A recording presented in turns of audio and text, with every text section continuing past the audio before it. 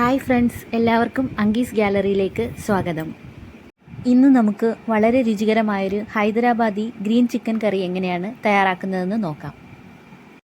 അതിനായിട്ട് 400 ഗ്രാം അളവിലുള്ള ചിക്കനാണ് എടുത്തിരിക്കുന്നത്. ചിക്കൻ നന്നായൊന്ന് ക്ലീൻ ചെയ്ത് മാറ്റി വയ്ക്കാം.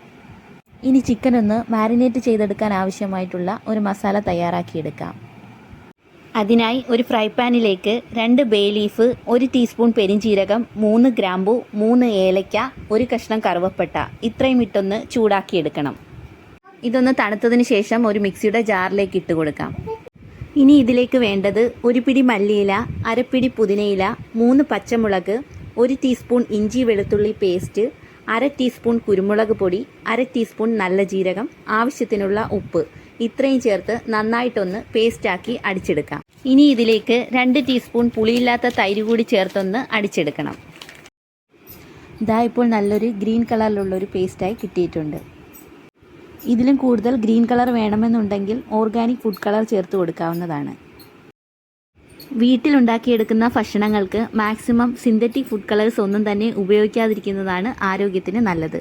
ഞാനിവിടെ കളേഴ്സ് ഒന്നും തന്നെ ആഡ് ചെയ്ത് കൊടുക്കുന്നില്ല. ഇനി ഈ പേസ്റ്റ് ചിക്കനിലേക്ക് നന്നായിട്ട് തേച്ച് പിടിപ്പിച്ച് ഒരു അരമണിക്കൂർ നേരത്തേക്ക് മാരിനേഷന് വേണ്ടി മാറ്റിവെക്കാം. ഇനി ഒരു കടായി അടുപ്പിൽ വെച്ച് ചൂടാകുമ്പോഴേക്കും സവാള വറുത്ത് കോരി എടുക്കുന്നതിനാവശ്യമായ വെളിച്ചെണ്ണ ചേർത്ത് കൊടുക്കാം. വെളിച്ചെണ്ണ നന്നായിട്ടൊന്ന് ചൂടായി കഴിഞ്ഞാൽ 2 സവാള നേരിയതായിട്ട് അരിഞ്ഞത് ചേർത്ത് കൊടുത്തൊന്ന് വറുത്തെടുക്കണം. സവാള നന്നായി മൂത്ത് ഒരു ബ്രൗൺ നിറമാകുമ്പോഴേക്കും എണ്ണയിൽ നിന്നും കോരി മാറ്റാം.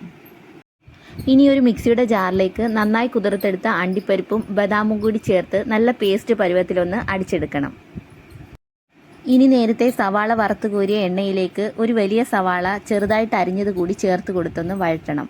കൂടെ തന്നെ കുറച്ച് കറിവേപ്പിലയും കൂടി ചേർത്ത് കൊടുക്കാം.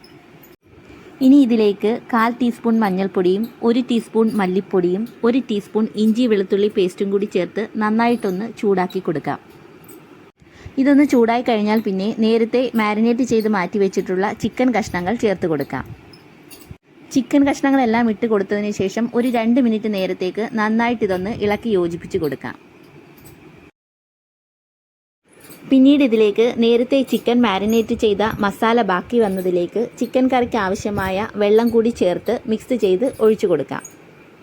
ഇതിൻ്റെ കൂടെ തന്നെ ചിക്കൻ കറിക്ക് ആവശ്യമായ ഉപ്പ് കൂടി ചേർത്ത് കൊടുക്കാവുന്നതാണ്. ഇനി ഇതെല്ലാം കൂടി നന്നായിട്ടൊന്ന് ഇളക്കി യോജിപ്പിച്ച് അടച്ചു വെച്ച് ചിക്കൻ ഒന്ന് വേവിച്ചെടുക്കാം. ഇതാ ഇപ്പോൾ ഗ്രേവിയെല്ലാം നന്നായിട്ടൊന്ന് തിളച്ച് വന്നിട്ടുണ്ട്. ഇനി ഇതിലേക്ക് നേരത്തെ വറുത്ത് കോരി മാറ്റി വെച്ചിട്ടുള്ള സവാള കൈകൊണ്ടൊന്ന് പൊടിച്ച് ചേർത്ത് കൊടുക്കാം. ഇങ്ങനെ സവാള വറുത്ത് പൊടിച്ച് ചേർത്ത് കൊടുക്കുന്നത് കൊണ്ട് നല്ലൊരു ടേസ്റ്റ് ആയിരിക്കും കറിക്ക് കിട്ടുന്നത്. സവാള പൊടിച്ചതും കൂടി ചേർത്ത് കൊടുത്ത് ചിക്കൻ കറി നന്നായിട്ടൊന്ന് വേവിച്ചെടുക്കാം. ഇത്രയും ആയിക്കഴിഞ്ഞാൽ പിന്നീട് ഈ ചിക്കൻ കറിയിലേക്ക് 1 ടീസ്പൂൺ ഗരം മസാലയും 1 ടീസ്പൂൺ കുരുമുളക് പൊടിയും കൂടി ചേർത്ത് കൊടുക്കാം. അതിനുശേഷം ഇതൊന്ന് അടച്ചു വെച്ച് ചൂടാക്കാം. ഒരു 2 മിനിറ്റിന് ശേഷം അടപ്പൊന്ന് തുറന്ന് നോക്കാം. ഇപ്പോൾ ചിക്കനെല്ലാം നന്നായിട്ടൊന്ന് വെന്ത് കിട്ടിയിട്ടുണ്ട്. ഇനി ഇതിലേക്ക് നേരത്തെ അരച്ചു മാറ്റി വെച്ചിട്ടുള്ള ബദാമിൻ്റെയും അണ്ടിപ്പരിപ്പിൻ്റെയും മിക്സ് ഇതിലേക്ക് ചേർത്ത് കൊടുക്കാം. ഇനി ഇതെല്ലാം കൂടി നന്നായിട്ടൊന്ന് ഇളക്കി യോജിപ്പിച്ച് കൊടുക്കാം. എല്ലാം കൂടി ഇളക്കി യോജിപ്പിച്ച് ഒരു 1-2 മിനിറ്റ് ഒന്ന് ചൂടാക്കിയതിന് ശേഷം തീ ഓഫ് ചെയ്ത് വയ്ക്കാം. ഇപ്പോൾ നമ്മുടെ സൂപ്പർ ടേസ്റ്റി ആയിട്ടുള്ള ഹൈദരാബാദി ഗ്രീൻ ചിക്കൻ കറി ഇവിടെ തയ്യാറായി കിട്ടിയിട്ടുണ്ട്. അപ്പോൾ ഇത്രയേ ഉള്ളൂ ഇന്നത്തെ വീഡിയോ എല്ലാവർക്കും ഇഷ്ടമായെന്ന് പ്രതീക്ഷിക്കുന്നു. ഇഷ്ടമായെങ്കിൽ വീഡിയോ ഒന്ന് ലൈക്ക് ചെയ്യാനും ഷെയർ ചെയ്യാനും സബ്സ്ക്രൈബ് ചെയ്യാനും മറക്കരുതേ. കൂടെ തന്നെ തുടർന്നുള്ള വീഡിയോസിൻ്റെ നോട്ടിഫിക്കേഷൻസ് ലഭിക്കുന്നതിനായി ആ ബെൽ ബട്ടൺ കൂടി ഒന്ന് അമർത്തിയേക്കണേ.